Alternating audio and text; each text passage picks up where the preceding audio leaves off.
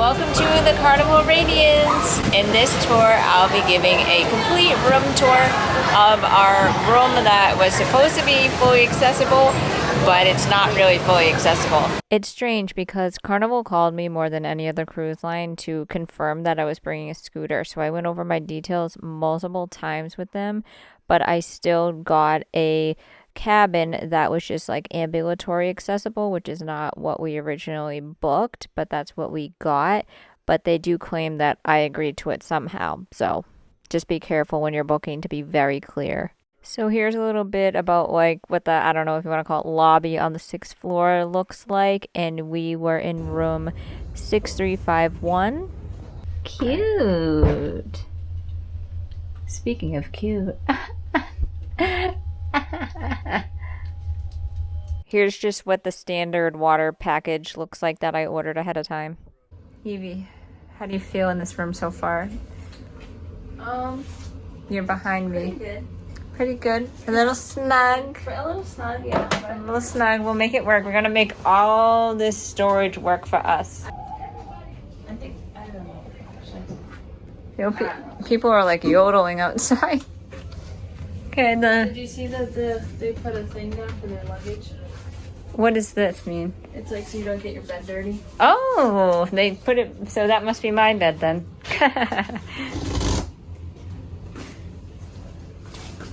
These plugs are nice and convenient. I know. Oh, the emergency buttons are on both beds. Here's the setup as a couch, but this does pull out. As you can see here, it's set up as a twin bed. That does provide a little bit more room. Thank you. Oh, more extra pillows at the top. Thank you. There's really no hangers that are at a low level for wheelchair users, but again, this is an ambulatory room, so. And the life jackets. Thank you. Oh, I'm coming out. Thank you.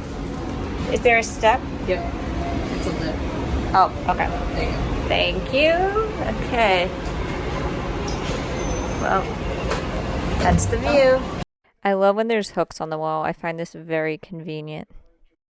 If you look to the left over here, the scooter is kind of taken apart. We had to do that to make room to walk around. And I had to bring my scooter down to guest services to get charged because the voltage was too much. I'll explain that later, but that has never happened to me on any other cruise line. I'm going to measure this door now because I hit it many of times coming in. So even if it's technically works, I want to know. 25 inches. 25 inches across. And take my word for it there. So that's not that great. This door, there's a step to it. So that kind of, even measuring it doesn't really make a ton of sense. This is like 21 inches is that door. Okay, so we got two bed heights. The sofa pull-out. This is all approximate. I would say that's about 20 inches. Again, approximate, probably 24 inches. That door looks to be the same as probably 24, but there's not enough room to bring the scooter past there. And there's a lip. And there's a lip. Oh yeah, there is a little step to get in there. So here's some look in the cabinets. There's actually a mirror in here that I just noticed now. Some more storage.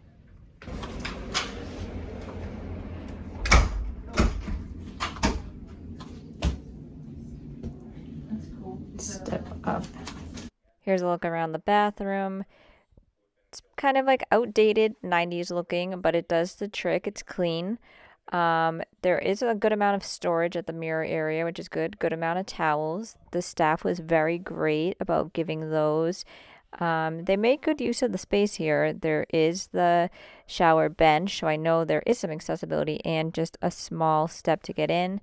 The levers were actually very easy to use, and the soap and shampoo was in a good spot.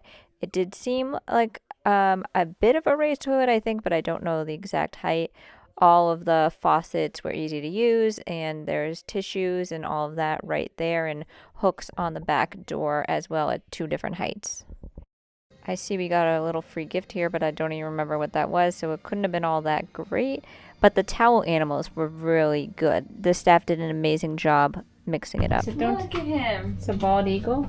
That would go with the Sorry, thing. inside joke of when I thought a seagull was a bald eagle. Is it just like a bird? No, it's a bald eagle. Yeah, thanks, yeah. He's cute. I like the little mouth thing. I think it's a walrus. Oh, good call. Or like a seal. Or, yeah. Yeah, good call, Pam. The left was a gift from Evie and Pam to me, and that's the elephant that it's inspired by. So we stayed in room 6351. We got some accessibility because it has a shower with just like a small lip in it. I still don't think it counts as accessible for multiple reasons. One is it was quite small. Like the scooter, technically it fit when the bed was changed into a third bed, but I thought this room had enough room for 4 people, and there's no way a scooter would have fit with 4 people in there. Evie and Pam actually took it apart multiple times just to have enough room to walk around and to get into bed and stuff. So speaking of taking things apart, the room had outlets that were voltage 120 max, and my scooter charger is 125. So you literally couldn't even plug it in. So we had to go to guest services, like carry the 30-pound battery down to guest services to charge it, which we're going to have to do again. But if I was staying by myself, I couldn't do that.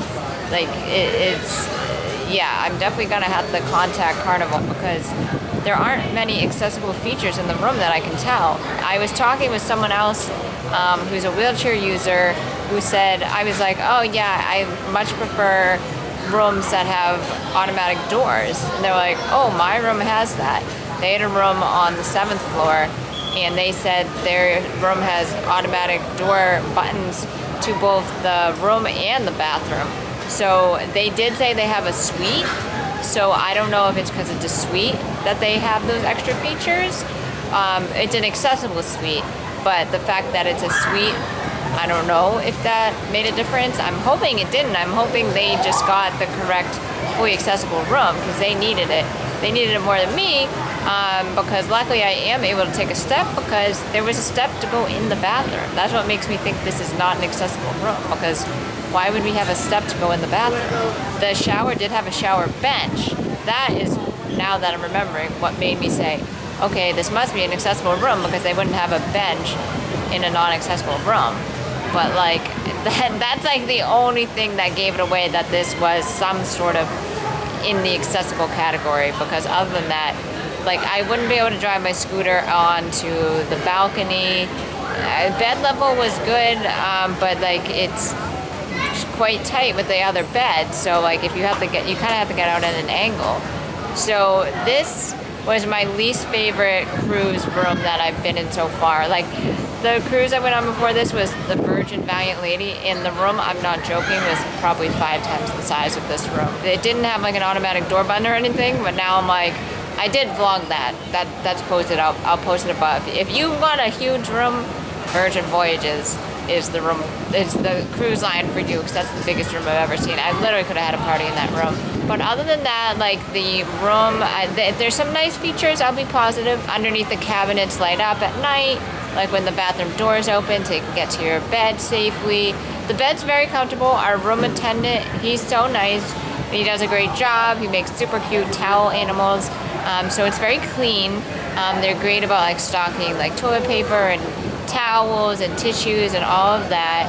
The setup otherwise works. I mean, they have a lot of storage space, which I like a ton, like shelves, hooks, cabinets, like storage space. They definitely realize it's a small room and they want to make the most of it.